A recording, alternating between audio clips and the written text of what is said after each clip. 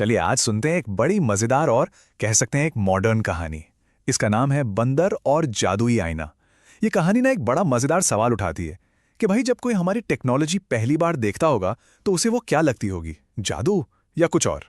है ना दिलचस्प सवाल। जरा सोचकर देखिए, मान लीजिए किसी जानवर के हाथ हमारा कोई स्मार्टफोन या कोई गैजेट लग जाए, तो वो बेचारा उसे क्या समझेगा। बस हमारी आज की कहानी जो है वो इसी सोच के चारों तरफ घूमती है।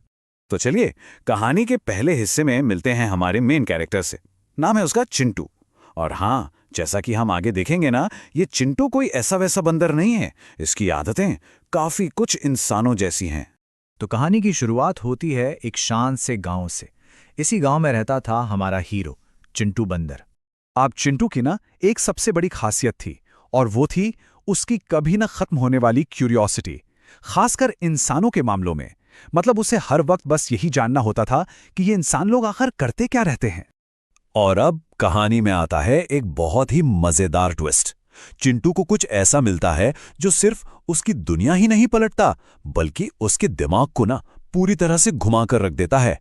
तो हुआ यूं कि एक दिन रोज की तरह अपनी खोजबीन में लगा हुआ था चिंटू, और तभी उसे एक पेड़ के नीचे एक बड़ी अजीब सी चीज पड़ी हुई मिली। वो था एक मोबाइल फोन। चिंटू ने उसे उठाया और अपनी छोटी सी समझ से उसने अंदाजा लगाया, अरे ये तो कोई काला शीशा है, पक्का ये कोई जादुई आईना है।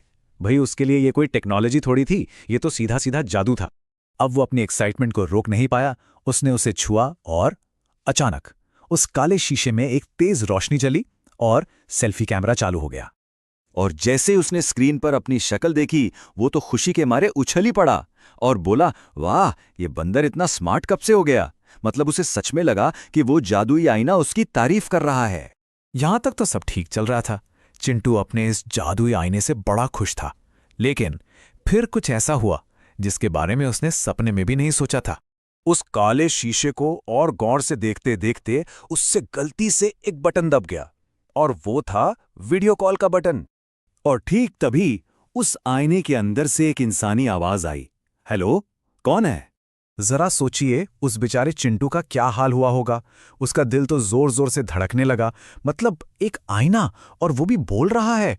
ये तो उसकी दुनिया के सारे रूल्स के खिलाफ था। अब तो वो बुरी तरह डर गया। उसने झट से फोन दूर फेंका और चिल्लाया, माफ करना भाई, मुझे क्या मालूम था कि आईने से आवाज भी आती है। तो इस अजीब और सच कहें तो डरावने एक्सपीरियंस के बाद चिंटू को एक बहुत जरूरी सबक मिला। एक ऐसा लेसन जिसने उसकी सोच को हमेशा हमेशा के लिए बदल दिया। उस दिन के बाद से चिंटू ने अपना एक नियम बना लिया, जिसे हम चिंटू का नियम भी कह सकते हैं। और नियम बड़ा सिंपल था, इंसानों की चीजें इंसानों को ही मुबारक, भाई इनसे दूर रहने में ही भलाई है। तो देखिए, इस कहानी का असली मतलब यही है कि कैसे चिंटू ने टेक्नोलॉजी को जादू समझ लिया। और ये बात हमें ये सोचने पर मजबूर करती है कि आज हमारी अपनी जिंदगियों में ऐसे कौन कौन से जादुई आईने हैं जिन्हें हम रोज इस्तेमाल तो करते हैं, पर शायद ही उन्हें पूरी तरह से समझते हैं। इस पर जरा सोचिएगा।